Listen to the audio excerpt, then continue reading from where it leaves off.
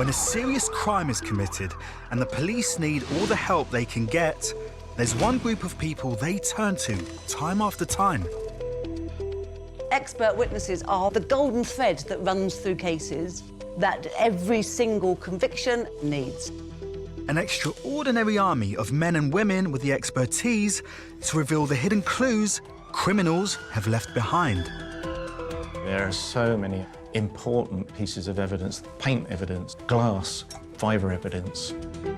They search harder and look deeper using the very latest techniques. If I can work out how old those insects are, that's going to give me the minimum time since death. This is the inside story of how science helped solve some of the UK's most complex cases. It really was becoming the last throw of the dice. Nothing's going to bring her back, but she'd had the justice that she rightly deserved. This is the story of the expert witness.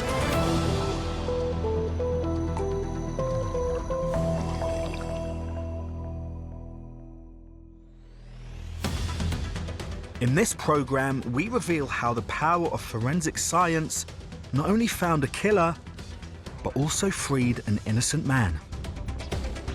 When the conviction was quashed, it was huge, life-changing. And we uncover how an expert in facial comparison helped identify the suspects in a shooting at a Leeds nightclub, all captured on CCTV. The material that I look at is a blind assessment, but when you have impartiality in your mind, you're not looking for face features or answers. You're looking to solve the mystery.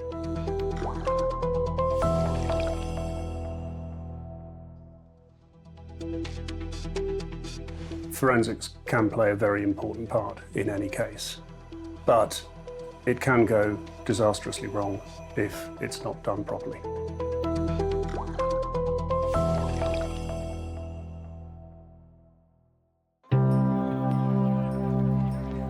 The year 2000, Milton Keynes. 19-year-old Rachel Manning is enjoying a night out at a fancy dress party. Hours later, she was dead. Rachel's body was found here in the undergrowth, close to Woburn Golf Course. Rachel had been strangled and hit with a car steering lock. Her boyfriend, Barry White, was charged with her murder, and Barry's friend, Keith Hyatt, with perverting the course of justice by helping to dispose of the body. Both men were convicted, but continued to maintain their innocence. I've never hurt or wanted to hurt anyone in my life, and nor did Barry. Their families began a campaign to clear their names and contacted investigative journalist and justice campaigner Louise Shorter. We got a letter at Rough Justice at the BBC, where I worked as a producer, and the letter said, "These two guys have been convicted. We are writing as the family of them. Will you investigate? Will you help the case?" Louise and the team began to look closely at the prosecution's evidence. They concluded some facts from the case just didn't seem to add up. We were left with a really short window of opportunity for them to have got out to Milton Keynes, dumped Rachel's body, to have cleaned up, all the rest of it. And then when we started looking at the scientific evidence and realising the terribly shaky foundation that those claims were built on, we just knew we had a case. Louise began by asking expert witness Andrew Moncrief to reassess the forensic evidence. Straight away, he spotted something that didn't make sense. The prosecution claimed Barry and Keith used Keith's van to dump Rachel's body on this muddy bank. If you carry a body in the dark on muddy ground, you will almost certainly transfer mud back into your vehicle. The investigation showed the van had never been cleaned, yet there was no mud from the bank found inside. A considerable amount of soil and other material was examined from footwear, from the outside of the van and the inside of the van, and no link was established at all between the van and the site. Instead, the prosecution based their case on a distinctive combination of trace particles found on the van seat and on Rachel's skirt. The thing being relied upon here is called Locard's principle, the idea that every contact leaves a trace.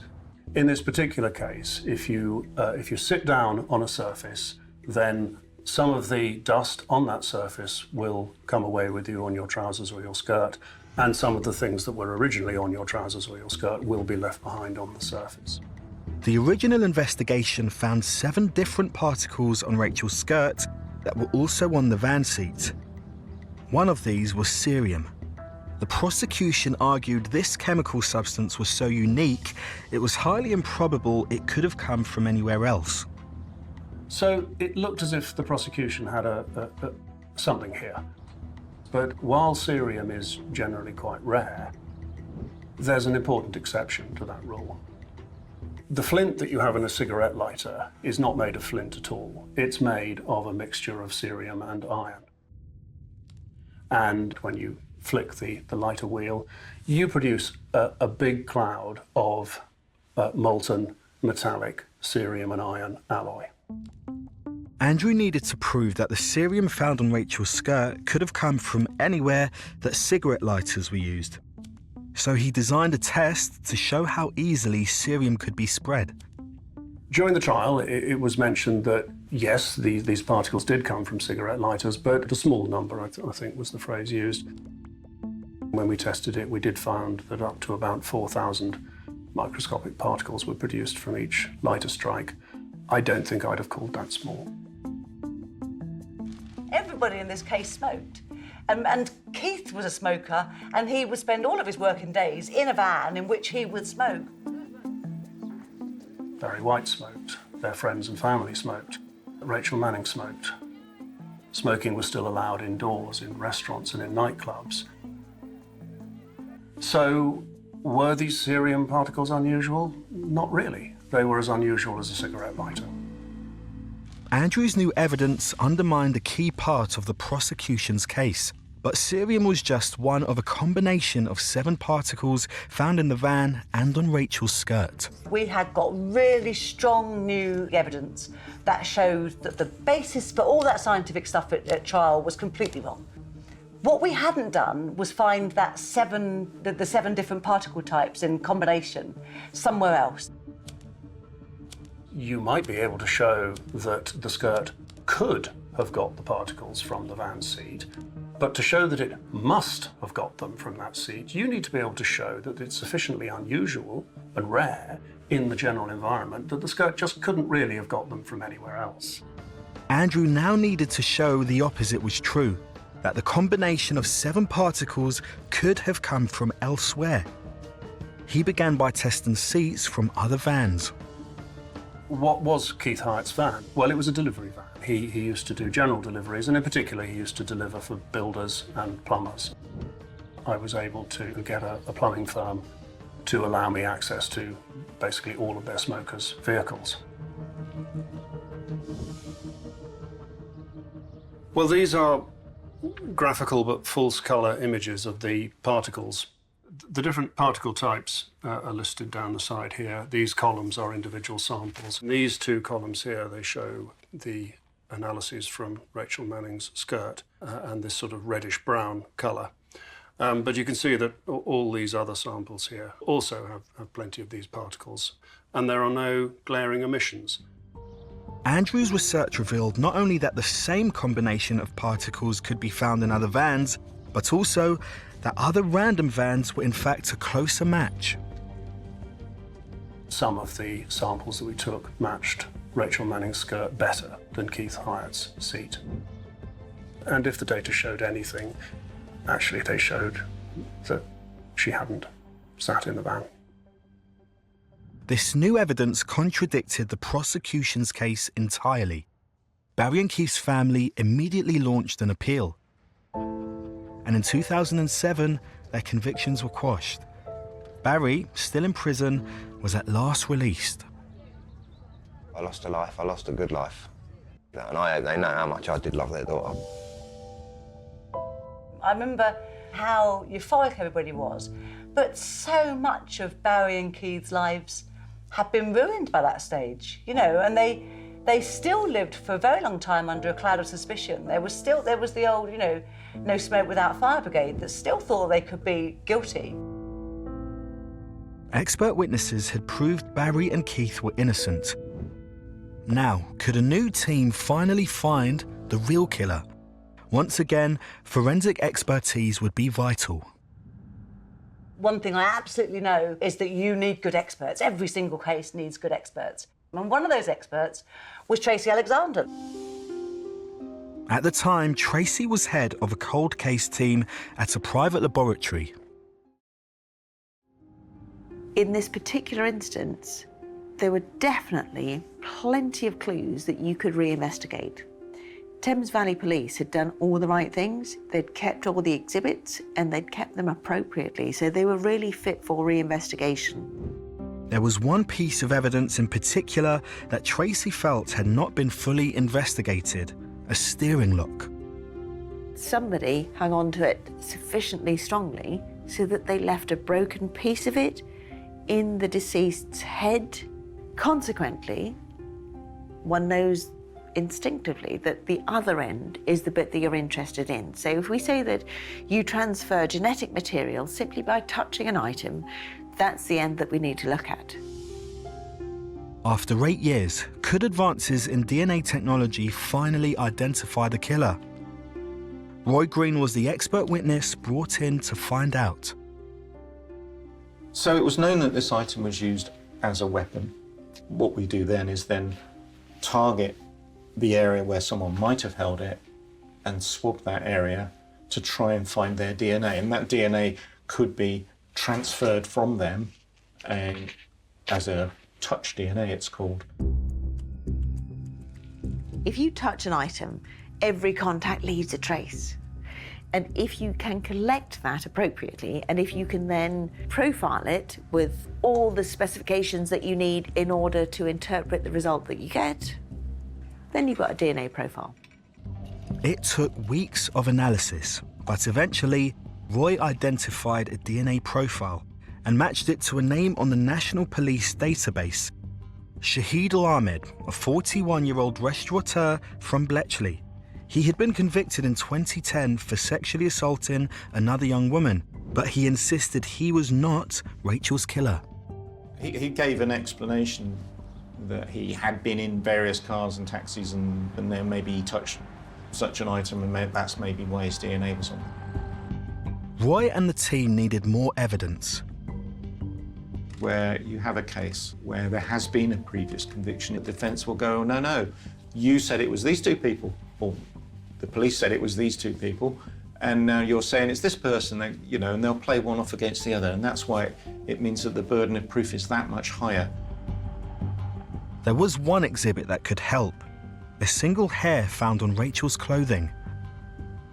Hairs are not necessarily that discriminating in terms of DNA, but mitochondrial DNA can give you a huge amount of information, and it's only maternally inherited. So the maternally inherited DNA that we got from that hair was definitely from Shahidul Ahmed's family. Ahmed had 3 brothers. The investigation eliminated 2 of them and his mother, meaning the hair on Rachel could only have come from Shahidul or his 3rd brother. Detectives asked a statistician to assess the likelihood. He was able to calculate that the results were 350,000 times more likely if they were from Shahidul rather than his brother. Scientists had identified Shahidul Ahmed's DNA on the murder weapon and could now show one of his hairs was on Rachel's clothes. They believed he had picked Rachel up when she left the club alone, and they had enough evidence to begin a prosecution. A jury found Ahmed guilty of murder. Barry White and Keith Hyatt were in court to hear the conviction. Knowing that your evidence has helped finally solve this case is satisfying. There's an impact to the victim's family, but also these poor 2 that got put away for something they hadn't done. And some might have thought, well, they were let off on a technicality, you know, just because these particles weren't unique. Well, does that really mean they hadn't done it? Well, actually, yeah, it does. And they can now say that.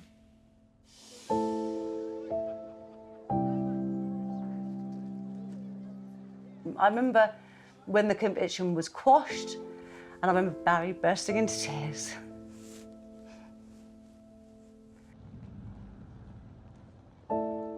But it was huge, life-changing. It's emotional, and I'm upset because it was just such a huge amount of work to get to that stage. But it's also, I think, sort of tears of anger and frustration.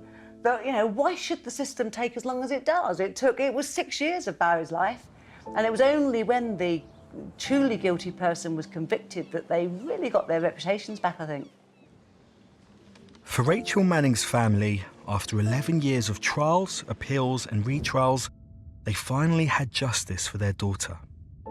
This case has been about Rachel, who was killed at the young age of 19 with her whole adult life before her. This has been denied not only to her and us, her family, but also her friends, who still miss her deeply.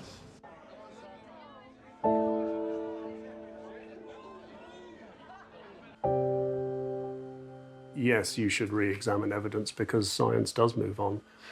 The technology that I deal with had moved on. I'm very pleased that in the end we got to the truth. A lot of harm was done along the way to many people, and I just hope that getting to the truth has made it easier for all those concerned.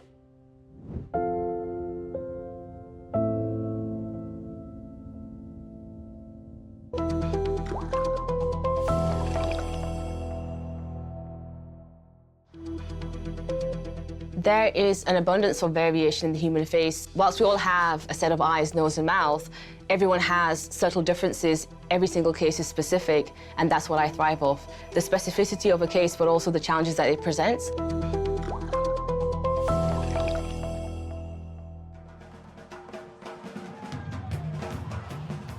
August 2016, and Leeds is enjoying its carnival.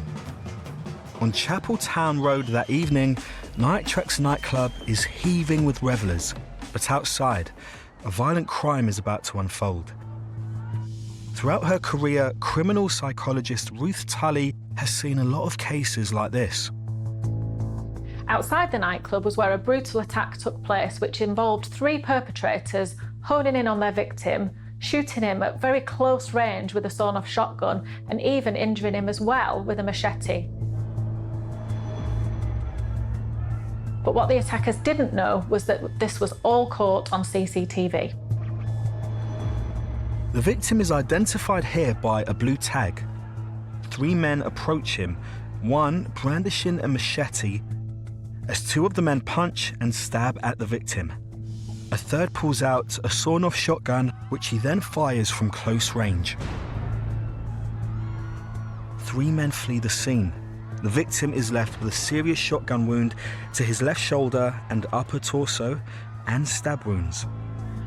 These injuries were so serious that the victim needed urgent, life-saving surgery.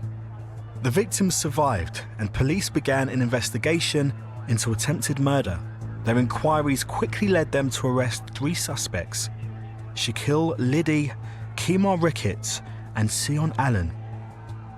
But all 3 refused to comment in police interviews, and when detectives appealed for eyewitnesses to provide on-the-record statements about what had happened, they got nowhere. There might be many reasons why people who witnessed a crime may not want to come forward. That might be because they're traumatised. That might be actual fear of repercussions, that coming back on them and them being harmed if they're involved in a police investigation. Detectives needed more evidence to charge the men they had arrested, so turned instead to the CCTV. Clearly, CCTV evidence of an offence is a gift for the police because they've got something to go from and work out who committed the offence. But there was a problem in this case. It was clear from the CCTV that a crime had taken place, but the images were too grainy to prove for certain who had carried out the attack. Detectives turned to facial recognition expert Shalina Jelani. the general public may or may not have an understanding about what facial image comparison is, because it's so kind of shadowed by disciplines like DNA analyses and fingerprints and blood analyses. But actually, identification evidence is almost at the forefront of a lot of criminal proceedings, a lot of trials. Detectives asked Shelina to study all the CCTV footage available from inside and outside the club, and to build a visual profile for each of the attackers captured on camera.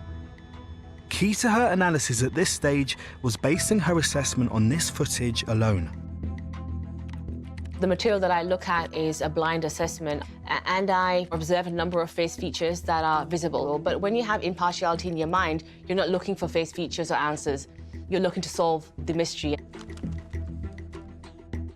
The image quality of this piece of footage is actually quite low resolution. It is subject to a lot of kind of pixelation. It's quite poorly lit, the area that the camera is positioned. And because of that, it's very difficult to qualify quite accurately face features. But by using visual clues from the suspect's clothing, Shelina hopes to track each individual's movements inside the club earlier in the night. She begins with suspect 1, the man who punched and stabbed at the victim. What we can see here is subject number 1. He's quite distinct in the fact that he's wearing his hood up inside the premises of the nightclub, and he has a very distinct upper garment and wearing light-toned bottoms with some form of beverage in his hand. As Shelina follows suspect 1's movement through the nightclub, she builds a profile of his appearance. So we see subject 1 move from the dance hall area of the footage through to another area within the nightclub. He's quite distinct in the sense that he has his hood up indoors in the nightclub, and face features such as his nasal anatomy, bridge of the nose, the nasal bridge, the pronasal, the tip of the nose. Shelina then applies the same analysis to suspect 2, the man who fired the gun. We can see is quite distinct, and again, the image quality of the CCTV doesn't allow me to comment on specific fine feature detail, but I'm able to make out general features. And this subject, again, is very distinct in his clothing and his physical appearance. He was actually wearing a very large, kind of almost fur-lined hood jacket. Over here, we have the dark-toned facial hair extending from the zygomatic region, which are the sides of the face, onto the lower mandible, i.e. the jawline, and also present on the upper lip. Finally, suspect 3, the man who drew the machete and also stabbed at the victim. He has actually glasses or some form of eyewear on the top of his head. His facial hair actually is of a different style to that of his associates. He has facial hair almost in style of like a goatee beard. Shelina now has clear visual profiles for each of the subjects. But there's more. The footage showed the men walking together as if looking for someone. It was beginning to look like the attack was premeditated. This is labelled fire door 1. We can see now at this point is subject 2 has now walked in through the door before subject 1, but he is accompanied by subject 1. They both appear to be having some form of conversation. They are waiting for their third associate. All 3 make their way past the view of the camera. Subject 1 is followed by subject 2, who is then consecutively followed up by subject 3, almost in a lining of pecking order. As they walk past the camera, it gives Shelina one more opportunity to assess their appearance. With this camera viewpoint, I have the ability to look at the face with a lot more clarity, especially for subject 1. We can see that we can comment more clearly on features such as the facial hair and where the facial hair is on the face, but also anatomy relating to the nose. Subject 2, again, whilst he does cover part of his face, we can identify that he's wearing glasses with a dark temple, and he does have facial hair. With the third individual, we can determine that he still has the glasses on his head. He has short, dark-toned hair. He has very pronounced and deep-set eyebrows on the superciliary ridge, and also dark-toned facial hair. Only now, when this analysis is complete, does Shelina finally look at the images of the men in custody. Shaquille Liddy, Kemar Ricketts, and Sion Allen. For the first time, Shelina began a direct comparison between them and the features of the suspects identified on CCTV. She begins by comparing the images of Sion Allen. So this is an example of one of the other subjects, subject number 1. We have 2 types of images for comparison, but we can see similarities in the face, which allows an expert to say that these images are of one and the same individual. Predominantly the fact that the shape of the head is the same, eyebrow positioning and placement. Next, Kemar Ricketts. Again, the placement of the eyebrows, the nasal morphology, wide nasal bridge, wide nasal alas, eye, nostrils, very particular style of facial hair, which is present on his upper lip, the philtrum area, but also extending down to the chin. And finally, Shaquille Liddy. Whilst this hairstyle or facial hair design is ubiquitous, it's quite universal, it's still very similar and very specific to this individual. The conclusions of my analyses were that all the 3 subjects seen in the CCTV footage were the individuals that were arrested. At last, detectives had an independent expert opinion confirming they had arrested the guilty men. Shalina confirmed that the man who brandished the machete was Kemar Ricketts, that the man who stabbed at the victim was Sion Allen, and the man who fired the shotgun was Shaquille Liddy. When Shalina's expert evidence was presented at the trial, Liddy pleaded guilty and was sentenced to 14 years for attempted murder. Ricketts and Allen admitted nothing, but were found guilty and each sentenced to 19 years. Criminal psychologist Ruth Tully has come across many cases of this nature. Multiple perpetrator offences are always very interesting to me as a psychologist because each individual involved may have had a unique motivation for being there. There may have been a leader within the group, there may have been a follower within the group, but ultimately, as is clear from these convictions, all played a role in this very serious offence that put not only the victim at risk, but in such a public place, placed the members of the general public at a high risk as well. With video analyses and facial image comparison, every single case is specific, and that's what I thrive off. Once that job is done, once that analysis is conducted and the case is closed, I know that I've played an active role in assisting the criminal justice system.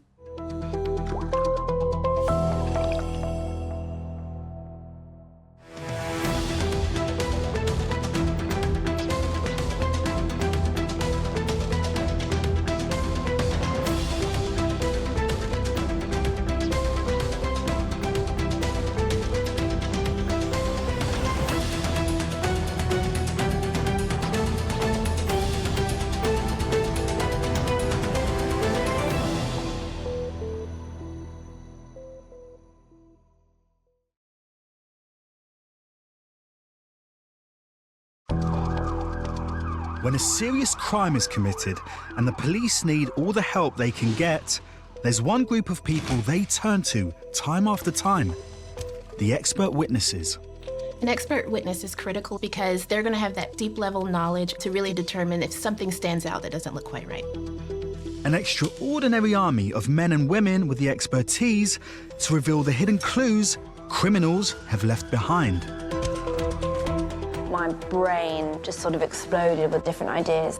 Even a single-celled organism can solve a crime. They search harder and look deeper using the very latest techniques. We're constantly evolving, constantly improving. It's soon going to become impossible to get away with murder. This is the inside story of how science helps solve some of the UK's most complex cases. That was one of my eureka moments in all my 30 years of forensic examination. The chances of finding something were really incredibly slim. That tiny possibility had to be explored. I've seen people talk about justice being done, but no matter what kind of punishment he faced, it would never be enough. This is the story of the expert witness.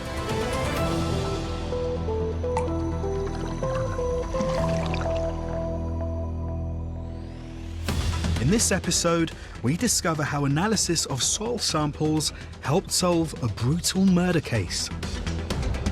It was a case of allowing the evidence to shine through and speak for itself.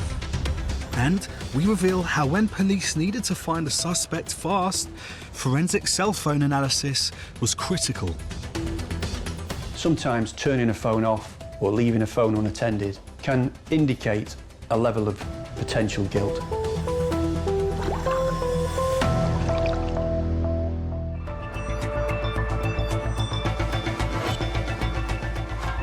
To the naked eye, it may just appear as if it's soil.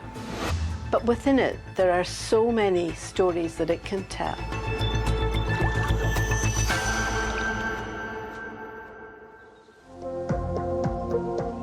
April 2019, South Ayrshire. When 39-year-old Emma Folds failed to turn up for work, her friends and family were immediately concerned and contacted the police. Former Detective Chief Superintendent Paul Dockley followed the case at the time. Emma Folds was a 39-year-old woman who was a youth worker. She loved her dog and she was a good daughter. She kept in touch with her parents. Her parents were concerned that they hadn't received a call from her, and she's reported missing to the police and inquiries commence. BBC Scotland's Katrina Renton reported on the story. It was a huge media story at the time when Emma had gone missing because it was so out of character. Police went to Emma's flat and they burst down the door. They found no trace of Emma inside, but what they did find was her little dog, her West Highland Terrier, Maverick. Now, this is really significant because Emma loved that little dog more than anything in the world, and there is no way Emma would have left Maverick alone for any length of time. Police launched a missing persons inquiry, but a week later, there was still no sign of Emma. Emma Folds' family reported her missing on Tuesday the 30th of April 2019. They last heard from Emma on the Sunday. Police discovered that on the night she disappeared, Emma drove from her home in Kilmarnock to visit a friend in Moncton. CCTV showed her car back outside her house the next morning, but with a man at the wheel, carefully wiping down the dashboard. That wasn't Emma that was driving that car. Her car was left in a way that she would never have parked it. Some had described it as being effectively abandoned in the street. So what was going on here? Well, that was the question that police had to get to the bottom of. The CCTV footage was not good enough quality to allow a definitive identification of the man. Detectives now began to consider the friend Emma had dinner with, 42-year-old Ross Willox. The pair had known each other for 18 years since they were prison officers at Kilmarnock Prison, and they'd become good friends. But there was some evidence that started to place Willox in a suspicious light. As a result of CCTV, we've got Willox buying rubber gloves, disinfectant, that would indicate that he's clearing up after a mess is made. So what is this man doing? Although Willox is a friend, he's also a suspect. Police began searching the home of Ross Willox. Meanwhile, investigators attempted to establish Willox's movements around the time of Emma's disappearance. We are very fortunate in this day and age to have the ability to track mobile phones to our best advantage. The intelligence was that in the days that followed, Willox had been on 2 occasions in Galloway Forest, in a remote part of Scotland. The Galloway Forest is an enormous area of land. I think it's about 300 square miles. So you can imagine that they needed clues that would lead them to specific parts of the forest to be able to search properly. The intelligence was that Willox had worked on a wind farm in Galloway Forest. Now, people do return to places that they're confident they can go to and not be seen in cases like this. He would have known exactly where he could have disposed of the body with a very slim chance of a walker or a hiker finding it. But detectives faced a problem. Mobile phone data proved Willicks entered this wilderness. But with so few mobile phone masts in the region, detectives could not pinpoint exactly where he went. It is 2.5 weeks since Emma Faulds was last seen. This remote countryside is now the focus of the search for her body. Police are using a helicopter to map out the vast area between South Ayrshire and Dumfries and Galloway. The search area in this case was massive. You have to break it down into boxes and you search each box one by one. The police officer and the police dog walked 200 miles in the search for Emma's body.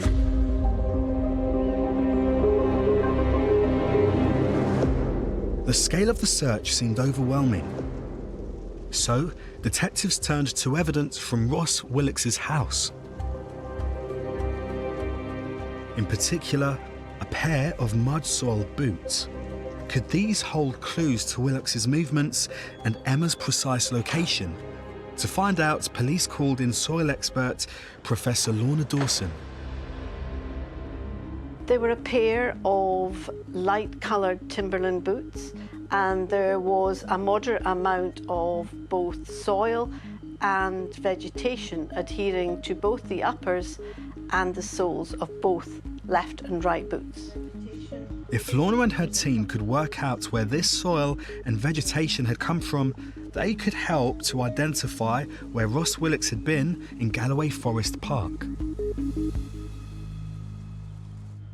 This is a similar type of boot to the boot that we received in the Emma Faulds case. It also had staining and deposits around this junction of the stitching between the uppers and the sole, which, because of the stitching, the seeds of the grasses and the heathers and the mosses sticks there and retains to that material, and that we can then recover it in the laboratory safe environment. Lorna hoped she could identify the precise origins of the soil sample using a scientific method known as chromatography. This chromatography method allows us to discriminate between soils half a metre away from each other. It's very precise and can take us to a specific location, narrowing down to a half-metre square area of soil. The soil that was adhering to both Timberland boots was very clearly a fibrous peat, and it was a wet, boggy peat because it was adhering in a particular stained way on the items of footwear. We could also tell that there was a range of mosses adhering. There was also fragments of heather and little fragments of grass. Now, all that together suggested that that had been a boggy environment in a wet heathland area. Lorna compared these findings with information on the vast Scottish soil database.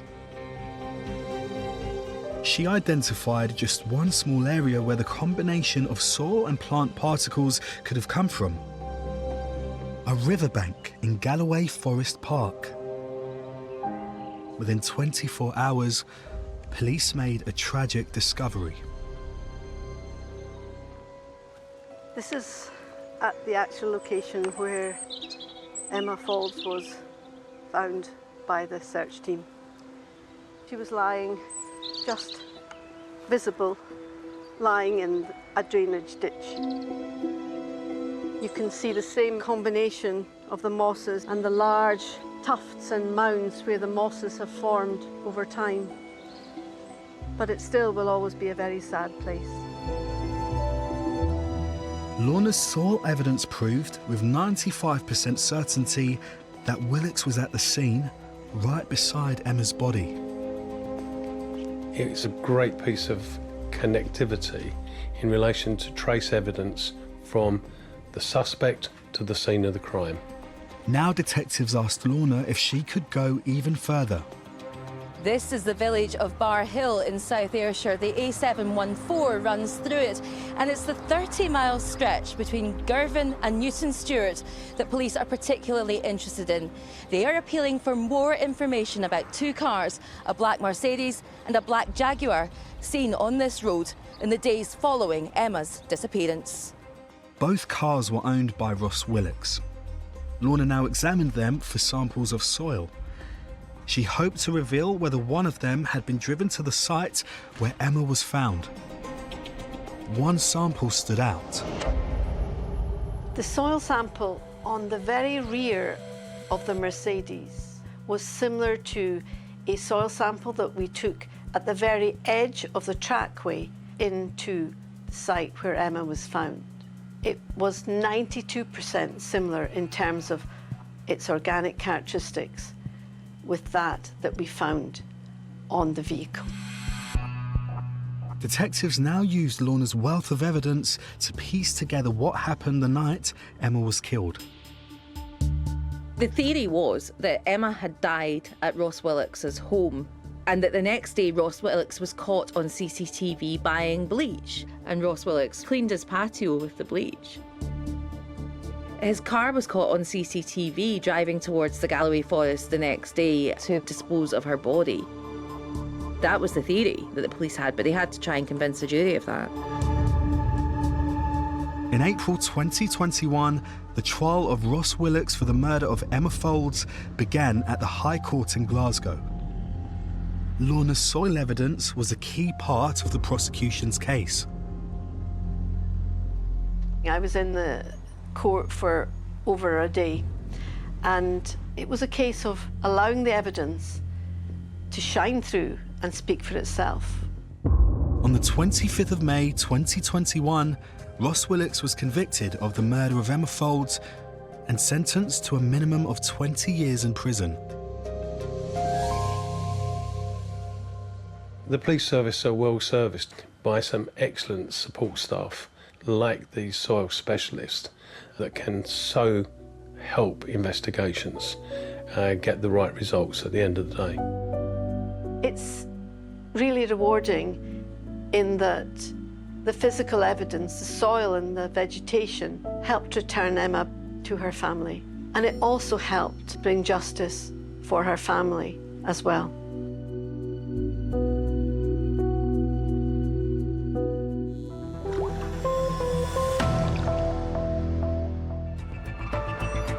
Everybody's got a mobile phone, including suspects in serious cases. The art of cell site analysis is working out the general location of that phone at the significant times in that investigation.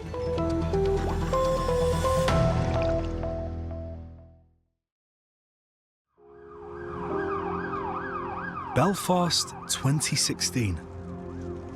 A car bomb explodes under a van in the east part of the city. 52-year-old Adrian Ismay is rushed to hospital with life-threatening injuries. Shortly after 7 a.m, Mr. Ismay left the drive of his house, turned left, and the bomb exploded. The explosive was RDX, sometimes found in Semtex. Mr. Ismay suffered several shrapnel wounds. Belfast Crown Court reporter Ashley MacDonald covered the case extensively at the time. After the bomb exploded, Adrian Ismay was very quickly rushed to hospital where he was treated for very severe leg wounds. The wounds didn't prove to be fatal, but he developed thrombosis and as a result of that had a heart attack, which proved to be fatal. Adrian Ismay was a prison officer who lived in East Belfast. He was seen very much as a community worker. He involved himself in St. John's Ambulance. He was involved in community rescue missions and generally a larger-than-life character who was very well respected and very well loved. His murder stunned the local community. Adrian Ismay's death has come as a shock to his family, friends and former colleagues. His family unnecessarily traumatised as a result of people using violence in this way, which is just entirely inexcusable. Almost 20 years after the Good Friday Agreement, the attack harked back to a dark time in Belfast history. During the Troubles, prison officers unfortunately were targeted by paramilitaries because of their jobs. They were guarding prisoners, political prisoners, so prison officers in Northern Ireland were seen by some sections as legitimate targets. Mr. Ismay's murder was so shocking because these kind of murders hadn't been committed for a very long time. So the police reacted very quickly. The police service in Northern Ireland began their investigation by studying CCTV footage of the area around Adrian Ismay's house the night before the murder. A red Citroen car caught the detectives' attention. They were able to trace the CCTV back, and they were able to ascertain that it had been driven from West Belfast. Now, in Northern Ireland, West Belfast is predominantly nationalist, and East Belfast is predominantly unionist. So this in itself, in the middle of the night, would have raised questions. Police seized the car and carried out a forensic examination. The results proved interesting. There was residue from the same type of explosives that was used on the bomb, which was placed under Adrian Ismay's car. Semtex residue, which proved that this was the car that transported the bomb. Detectives questioned the owner of the vehicle, but he was at work that evening, a fact which could be confirmed by colleagues. Very quickly, the police became more interested in the brother of the owner, Christopher Robinson. Robinson and Adrian Ismay were acquainted.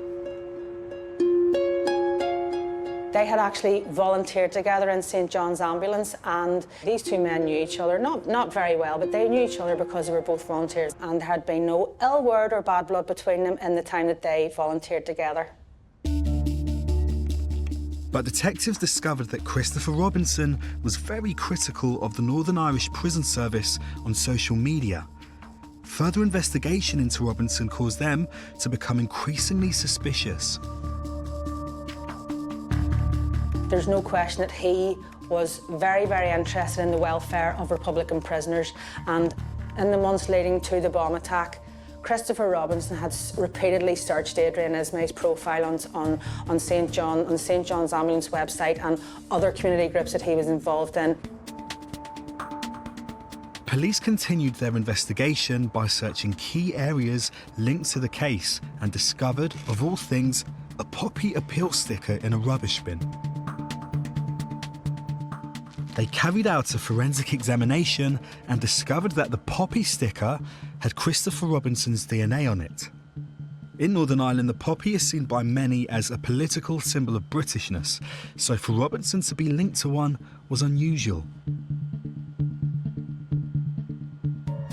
Detectives began to develop a theory that the poppy sticker was used on the Citroen car that transported the bomb, and that it was in fact Christopher who was driving. Christopher Robinson was from a nationalist background. He was very critical of the police. He would not have been one to have a British Legion poppy sticker in any vehicle. However, police believe that this poppy sticker was placed on the Citroen car. Police believe that this was to make it less conspicuous in a unionist area. Robinson, however, had an alibi. When questioned by the police, he claimed he was at home and had not left the house all evening. Police suspected that he had planted the bomb underneath Adrian Ismay's car. But so far, they only had circumstantial evidence. They needed hard proof and hoped his mobile phone could provide it. So they turned to an expert witness, cell site analysis specialist Paul Hope. Everybody's got a mobile phone, and that includes suspects in serious cases.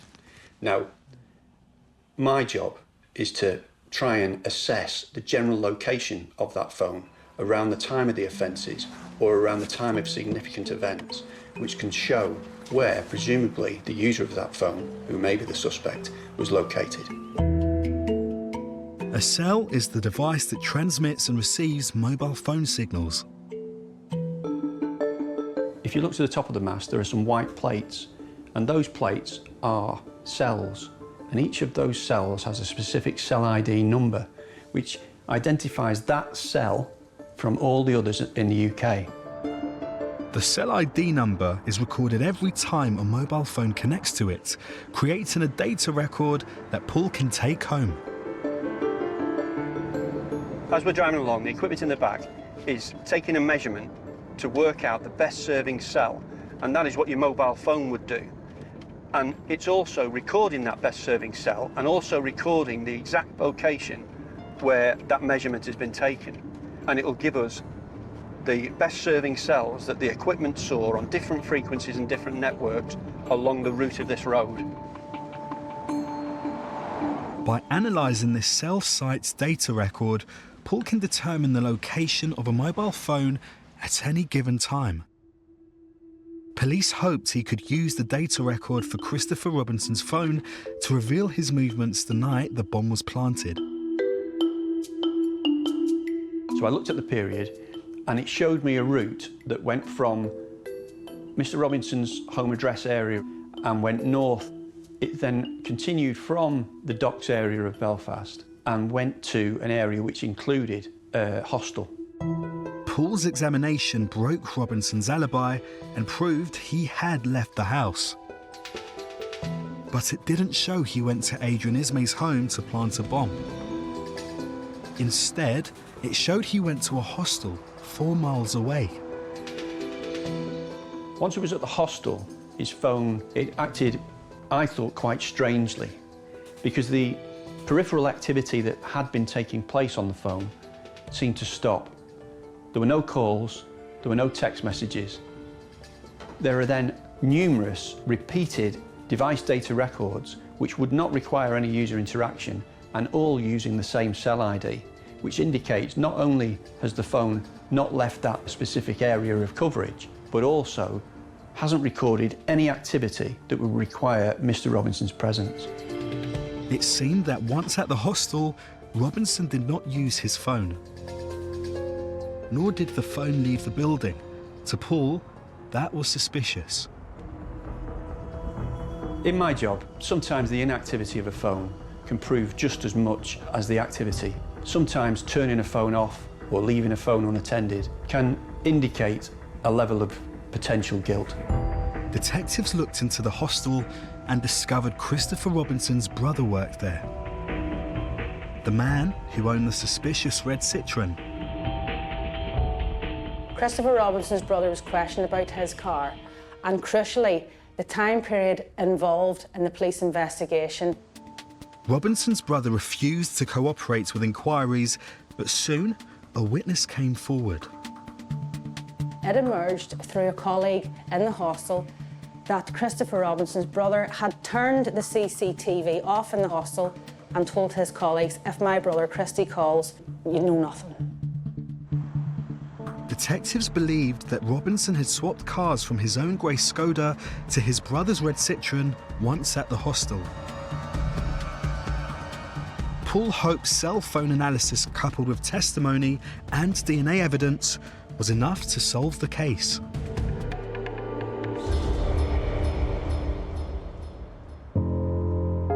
Christopher Robinson was arrested for the murder of Adrian Ismay and in October 2018 stood trial at Belfast Crown Court. The trial was conducted without a jury in order to prevent the threat of intimidation. In Northern Ireland, we have what's known as diplock trials, which means that there are no juries. These are reserved for cases where there is a paramilitary link. I gave evidence at trial. It was in front of a judge. There was no jury, it was just a judge. I've never had that before. And we went through the evidence line by line. And each line was commented on, and the judge identified the location on every line of data. The judge was meticulous in exactly what each line of data was telling us. And as a result, Mr. Robinson was found guilty. On the 6th of March 2020, Christopher Robinson was sentenced to life to serve a minimum of 22 years behind bars.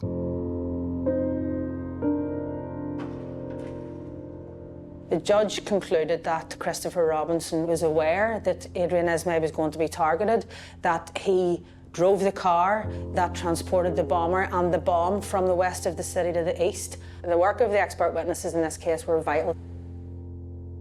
Mr. Robinson's alibi was that he'd been at his home address throughout that evening, and my evidence clearly showed that not only his vehicle, but the phone had travelled to Belfast area and then gone to the hostel where it remained for a significant period before returning home early hours of the following morning. After the trial, Adrian Ismay's family thanks the expert witnesses involved for their dedication and hard work in bringing about justice for their loved one. Thankfully, these attacks are very, very rare. It's shocking. It's shocking that this is a crime that's happening in modern society. This case should act as a great deterrent for those who are even considering getting involved in paramilitary or terrorist activity of any kind. You might have got away with it in the 70s and 80s, but with modern technology today and with expert witnesses and everything they have at their fingertips, this really should act as a deterrent. You will get caught.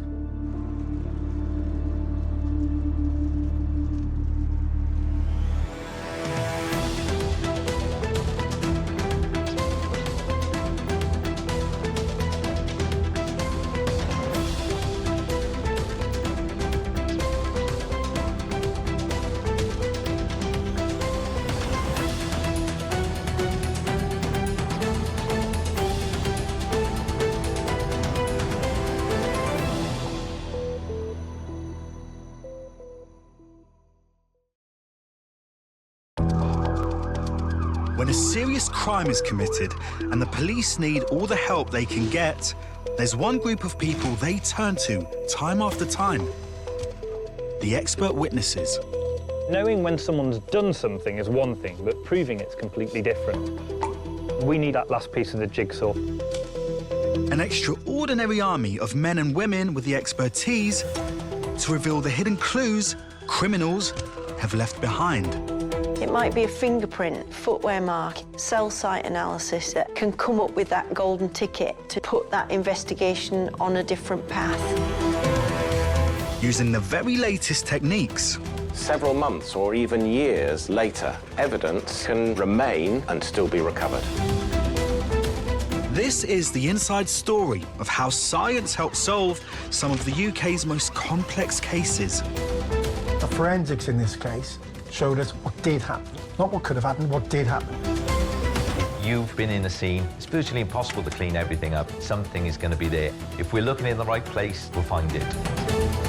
Without the unseen heroes painstakingly going through forensic bits, I might not have got justice for my daughter. This is the story of the expert witness.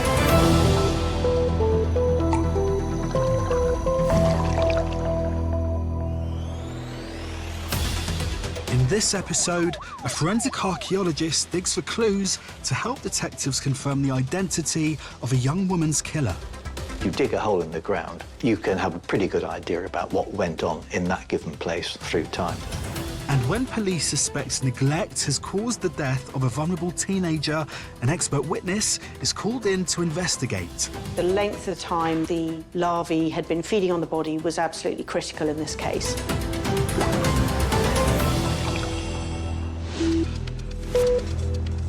Forensic archaeology is identifying and analysing landscapes looking for disturbances and buried remains, and in recovering evidence from the ground.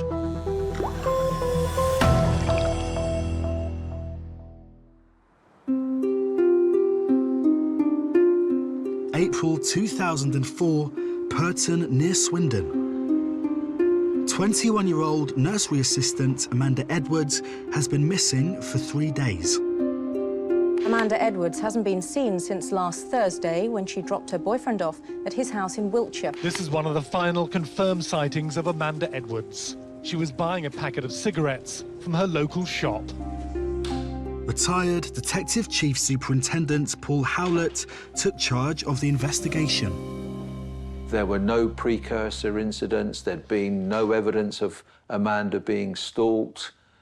There were no family rows or anything to cause her to walk out.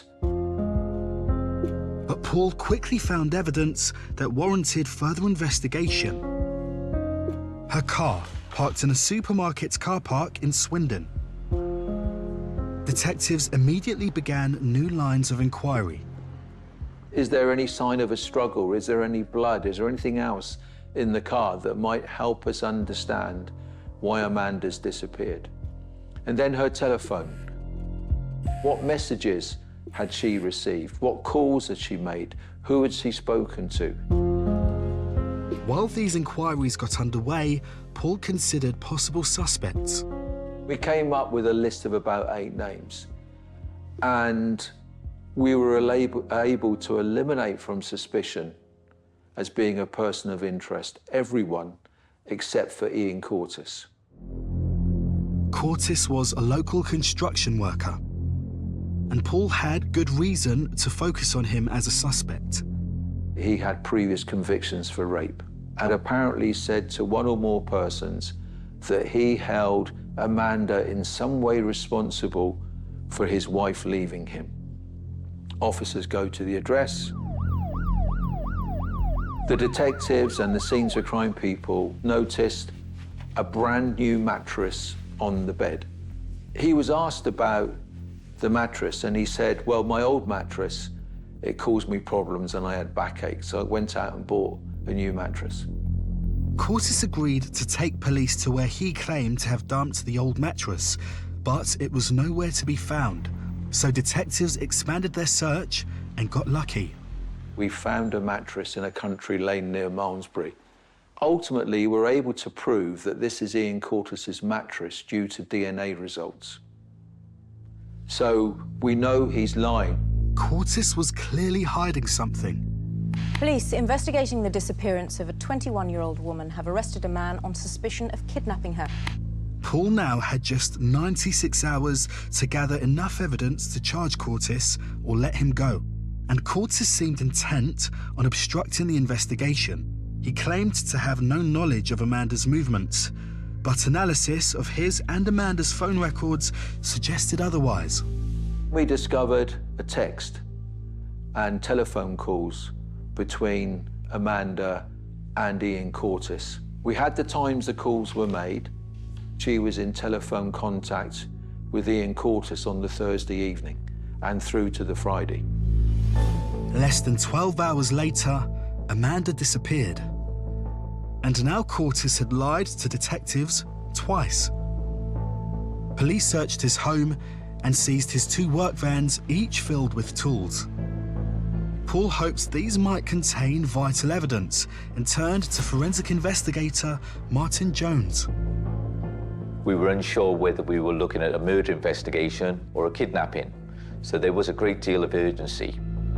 What we really wanted to do was carry out examinations of the vans, looking for either body fluid or, in this case, really looking for blood.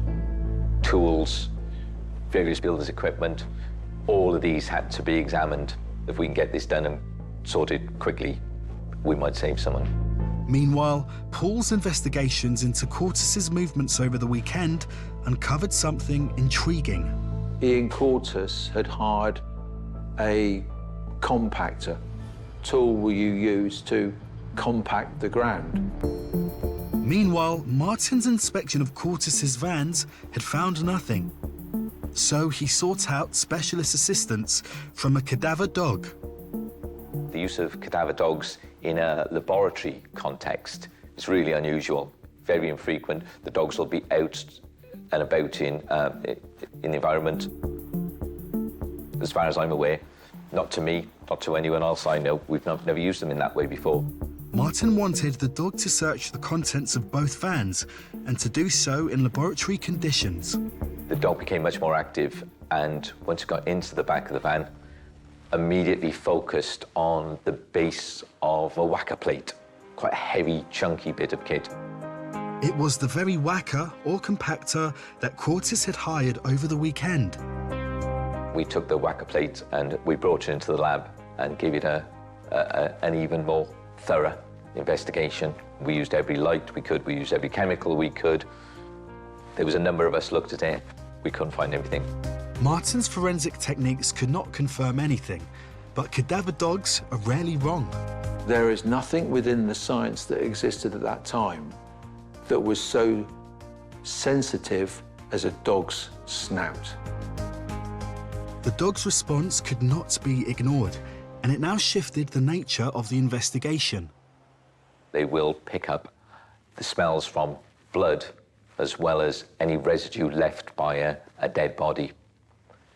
It's very unlikely there could still be a residue of some blood there that we just couldn't see. So it's when we started thinking that we think we're probably dealing with a dead body rather than a bleeding individual.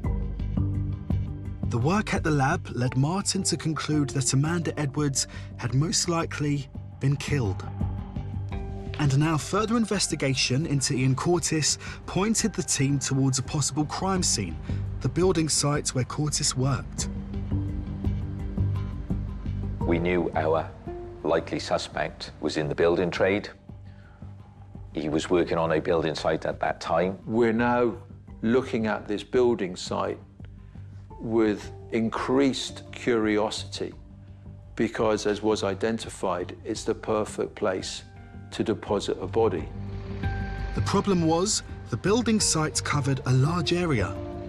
But this is where the dog's interest in the compactor became invaluable. The fact that the whacker plate could have been in contact with Amanda Edwards meant the officers on the ground could really narrow down search activities to a much more limited area rather than a whole expansive building site. It did allow us to really target and focus on an area of ground that had been recently very well flattened out and levelled. The foundation of a garage became the prime area of interest.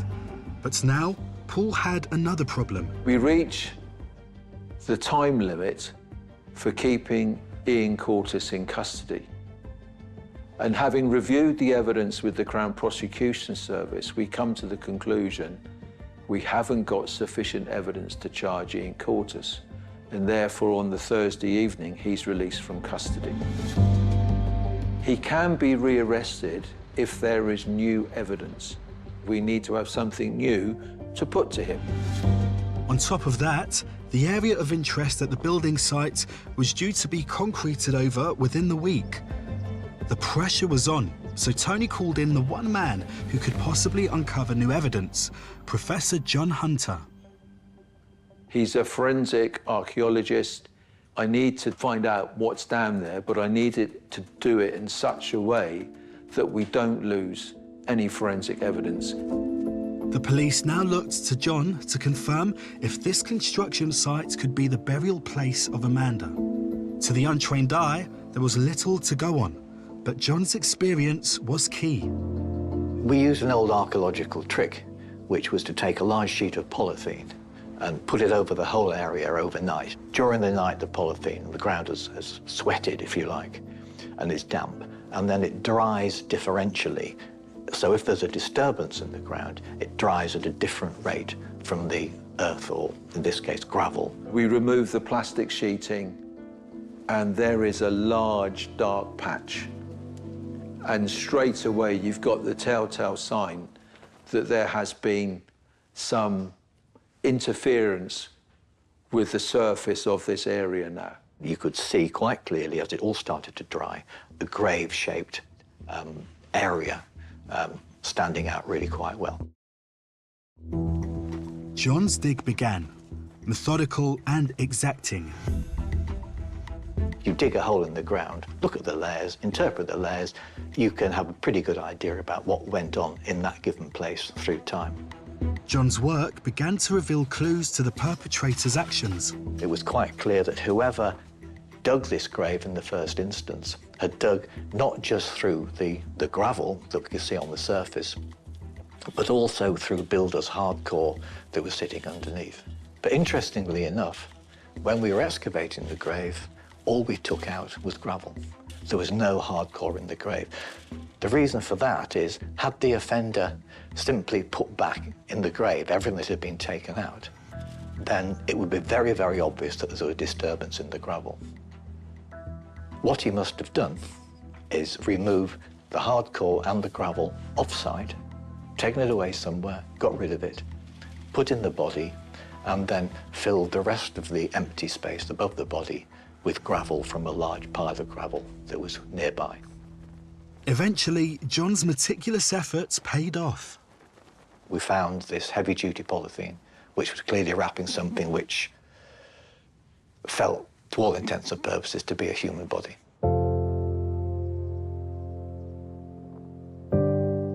The dig had revealed what everyone had feared, the remains of Amanda Edwards. I said to the senior investigating officer, OK, this is where we think we are. This looks, to all intents and purposes, to be a grave. This is now very much a murder investigation. Paul still needed evidence with which to rearrest Ian Curtis, and his attention was now drawn to the polythene which had wrapped the body. Could it be connected to the new mattress detectives found in Curtis's house? He couldn't explain what he did with all the plastic sheeting the new mattress was wrapped up in. Now Paul wondered if John had unearthed the very evidence needed to rearrest Curtis, this time on a murder charge. Have I now found what Ian Curtis did with the plastic sheeting from his new mattress? I am satisfied, due to serial numbers, etc., that this plastic sheeting is identical to that which would have wrapped up his new mattress. I therefore give the instruction for Ian Curtis to be rearrested. Officers go to the address to rearrest Ian Curtis on the suspicion of the murder of Amanda. And when they arrive at the house, we discover that he is hanging. He's killed himself. With Curtis's death, Amanda's case could never go to a criminal trial. Instead, the coroner's court assessed the circumstances of her murder. In discussion with the coroner, he decides that the inquest touching upon the death of Amanda, as well as Curtis, should be held simultaneously because they're so inextricably linked in terms of the sequence of events. And ultimately, he comes to a verdict of unlawful killing when it comes to Amanda, and that Curtis committed suicide. And that really brought an end to the investigation. I remember the whole of the crime scene team just became deflated. We'd spent so much time and effort in recovering evidence and in doing it carefully, making sure that what we'd found was going to be bomb-proof in court. I often think about Ian Curtis in his cell at the police station. He knows where the body is. He knows that the footings are due to be concreted over on the Tuesday. He thinks, if I just sit here and don't give the police anything, I've committed the perfect murder. What he didn't count on was the attention to detail paid by the detectives, by the support staff investigators, by the crime scene examiners, by the forensic scientists.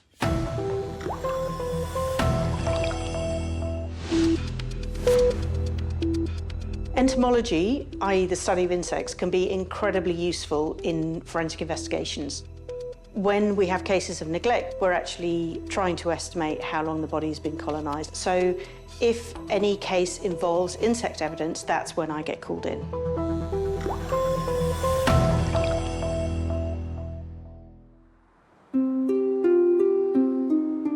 October 2020, Powys, Wales. Local schoolgirl, 16-year-old Kaylee Titford, is found dead in her bedroom. She was morbidly obese and being kept in squalid conditions.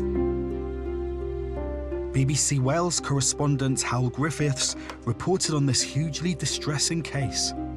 When the police arrived, they found a chaotic state in Kaylee's bedroom. It's described as a dumping ground, conditions not even fit for an animal. There were bottles of urine around the floor, wrappers everywhere, discarded bits of furniture.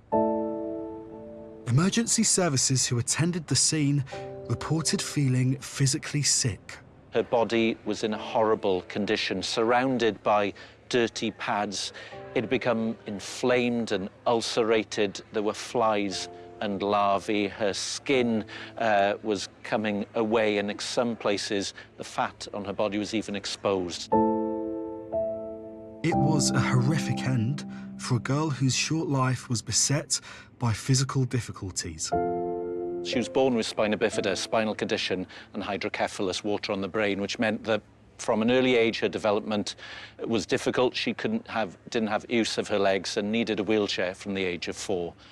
She led quite a good life in school. She was active. She used to take part in things like wheelchair basketball. She was being considered as a Paralympian.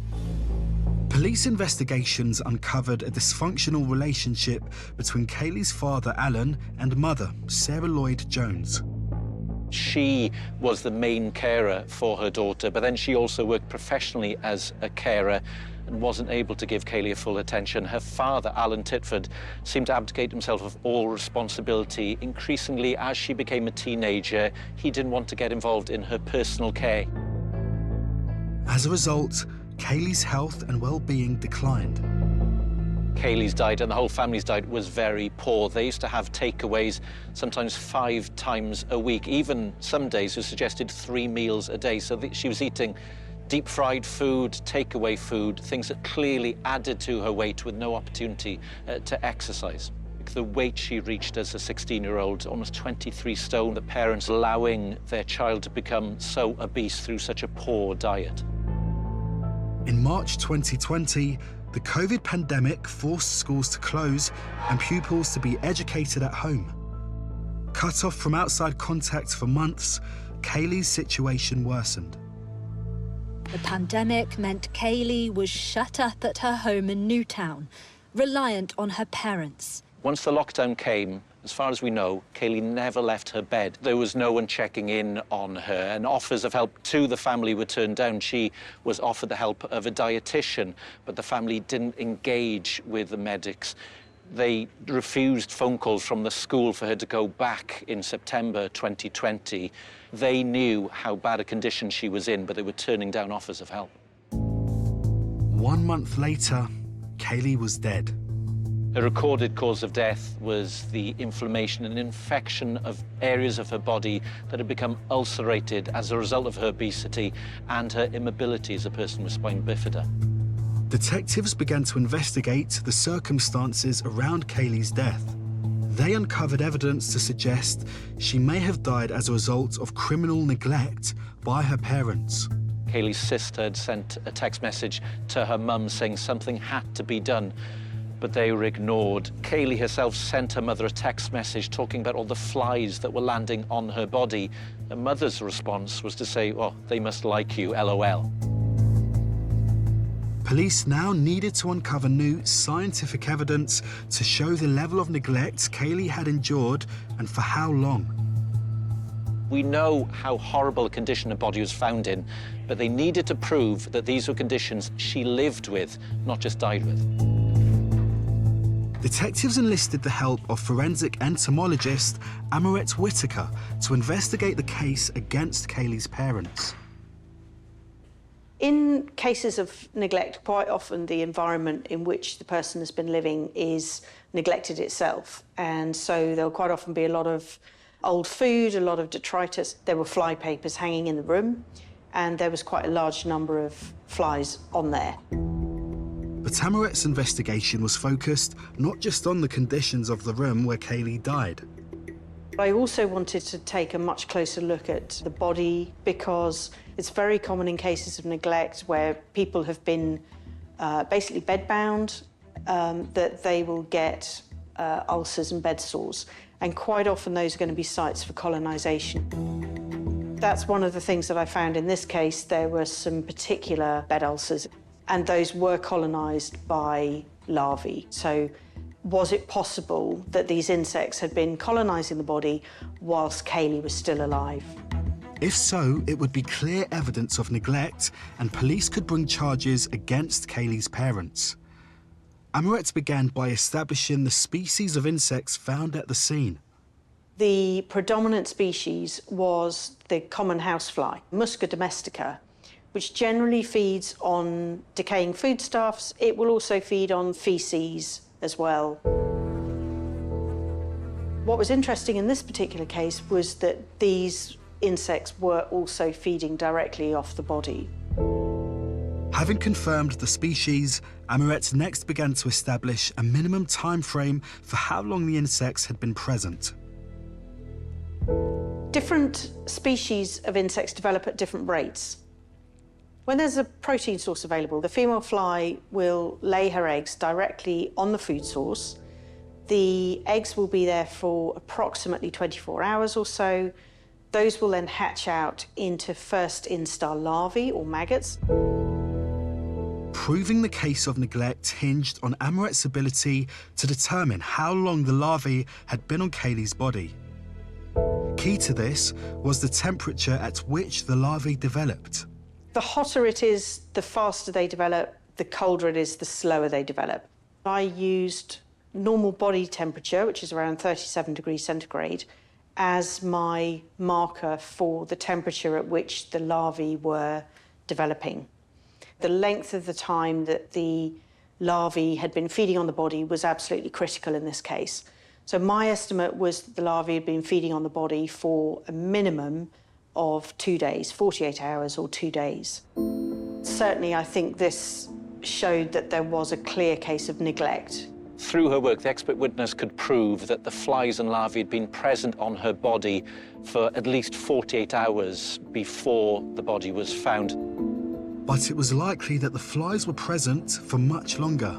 That showed the horrific conditions that Kaylee was in. The fact that they were found within folds of her body shows you that she'd been immobile and left dirty for such a long time. Kaylee's mother, Sarah Lloyd Jones, pleaded guilty to manslaughter by gross negligence. Alan Titford denied charges of gross negligence, manslaughter, and causing or allowing the death of a child or vulnerable person. The case went to court in January 2023. My evidence wasn't disputed.